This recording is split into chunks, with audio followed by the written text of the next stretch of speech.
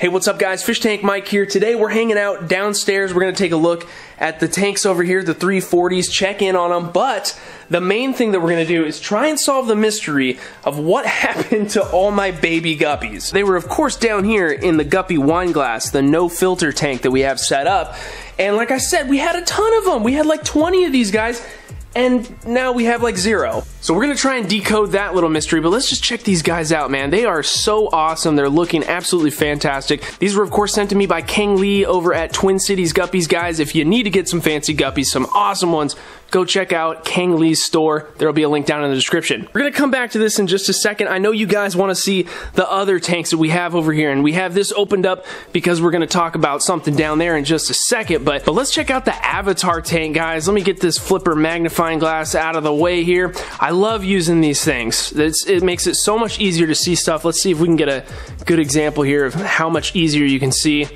these small little tiny nano fish that we have in here.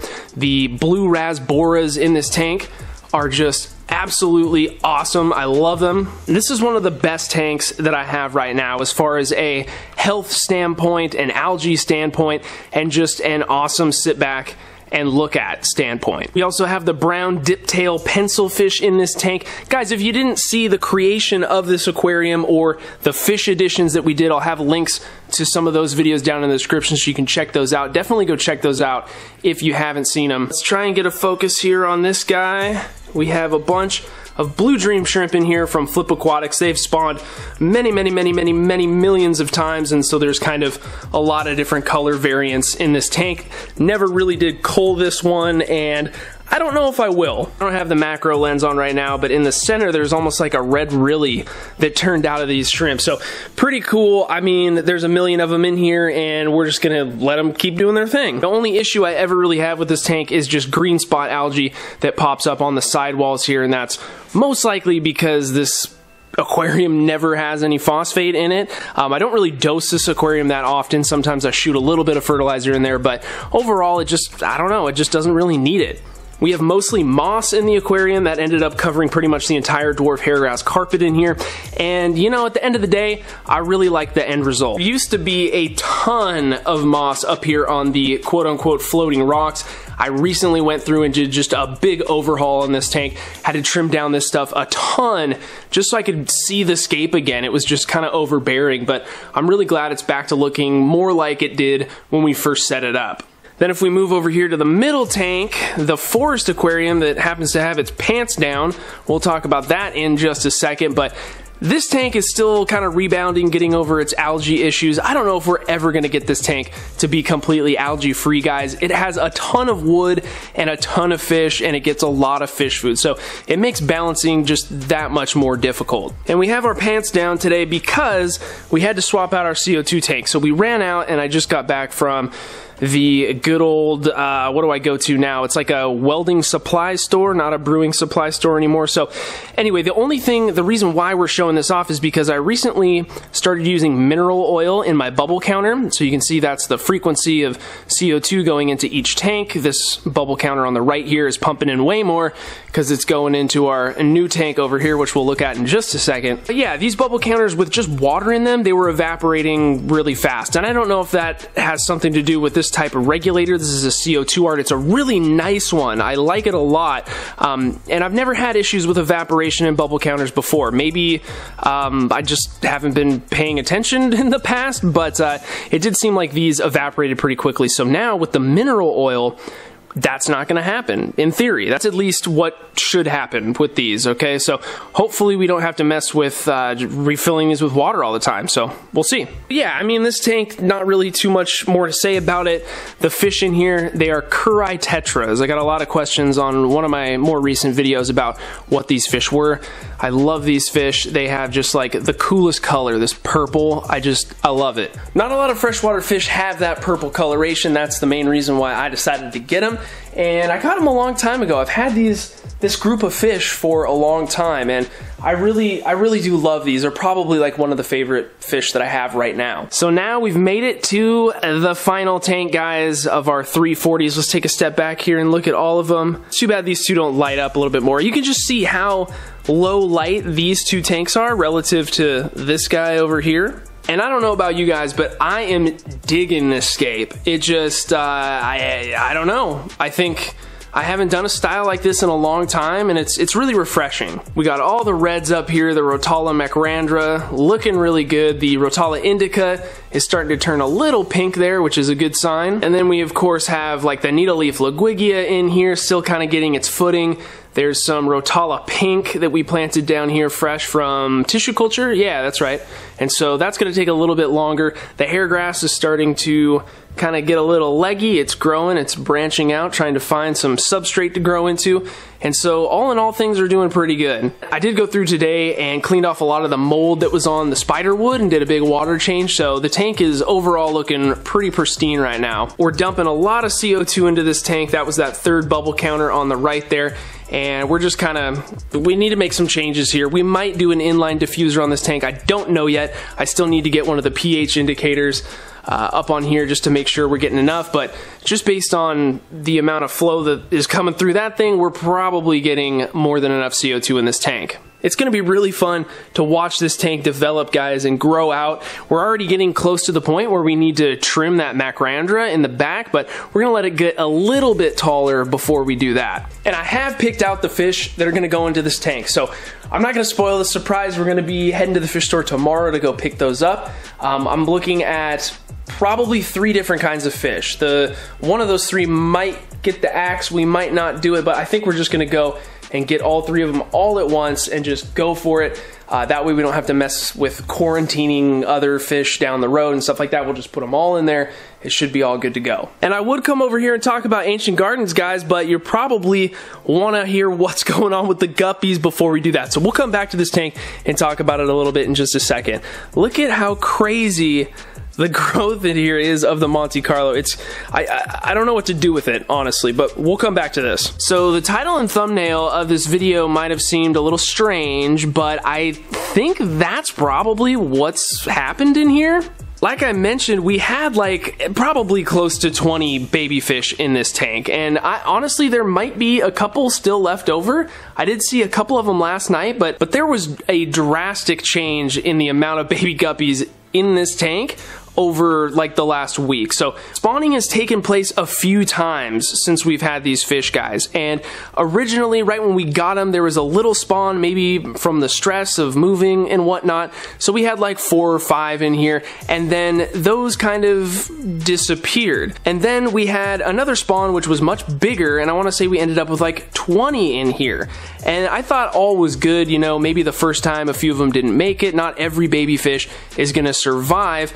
But then once I started to notice the numbers dwindle, something else was going on. It's not atypical for parent guppies to eat the offspring, but I guess I was just more alarmed at the fact that like all of them got eaten. Like maybe some of them ended up not making it due to natural causes. Not everybody is fit to be in this fish world, but definitely not all 20 of them just randomly died from fitness. What's going to happen is these fish are just going to kind of continuously spawn every month, so there's not going to be ever a shortage of babies, and if we wanted to really grow those out and end up with fish like these, we could take them out and put them in another tank, and that's something that I might do.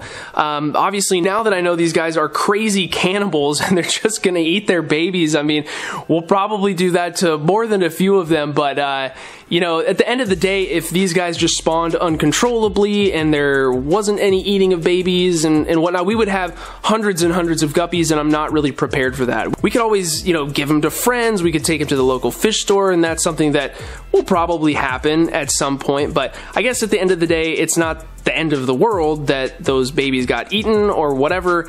There's just gonna be more of them soon. And while we don't know exactly what happened to all my baby fish, guys, it is probable that they did end up eating them. I talked to some fish experts, people that know way more about fish than I do, one of them being Corey over at Aquarium Co-op. Hi Corey, if you happen to watch this, thank you for our little conversation that we had earlier today. it's just something that happens. And one thing you can do to help prevent that is, you know, beyond taking the babies out of the tank and getting them away from the parents, you can just feed them more. You know, if the parents are full of food all the time, the likelihood of them eating the babies might be a little less. And that's one thing that this tank has been getting a lot of, and that's food. So I don't think there's anything different I could have done. Unless, you know, if you skip a day, then that's enough for them to go crazy and eat their babies. I don't know, but it's okay. At the end of the day, we're gonna have more babies soon. But other than that, the wine glass has been doing really good. Let's see if we can see some of our Amano shrimp down in here. There's a ton of them. They're obviously gonna just hide when I want to show them off, typical. But yeah, minimal water changes. I've probably done 1 water change a month on average in this thing. We consistently get 0 nitrate showing up in this aquarium, so it's very much a full circle system, if you will. Any nitrate that gets produced gets eaten up by these plants, despite the fact that these plants aren't really growing all too much anymore. They're kind of in stasis, but somehow they're still taking up nitrogen, or something's taking up nitrogen in this tank, and it's balancing itself out, which is really nice. Okay guys, so let's head over here to Ancient Gardens and take a quick peek at it. Looks like my backlight fell off the back. Oh well, I actually kind of think it looks cool having blue on one side and nothing on the other side, kind of. But yeah, this tank, ooh, man, I don't know what I'm gonna do here pretty soon, guys, because I'm gonna have to do something about the Monte Carlo in here. It's, you know, for the longest time, it's been okay, you know, like there was a lot of room to grow in here, and that was okay. But as you can tell, like if we come over and look at this guy right here, I mean, it's almost down to the substrate, and you can't even really tell that there's a tree there anymore. Some of these still look okay, but you know, I'm sure you can imagine in your head, if once this grows out even more, it's just gonna look like domes of plants. And so yeah, I could come in here and I could trim this all off here, but then it's gonna probably expose a lot of the older dead plant material that's underneath there, and I don't know if that's the right move. Like, I can just come up here and I can pull plants off, and it's no big deal. And I guess in theory I could go around and just kind of thin it out a little bit, and then do a little bit of trimming at the bottoms, but I don't know. This isn't something I've ever had to deal with, and you know, certainly if you've done anything remotely similar to this and you had to, you know, go through a trimming process, let me know down in the comments.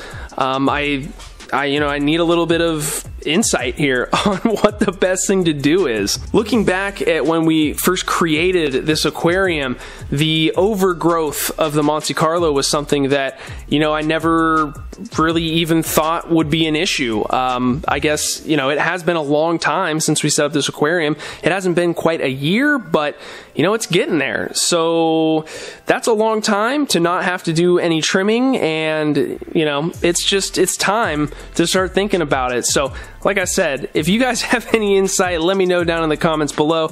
Other than that, the tank itself is doing really good. You know, I'd say the only thing that is lacking is the dwarf hairgrass down here.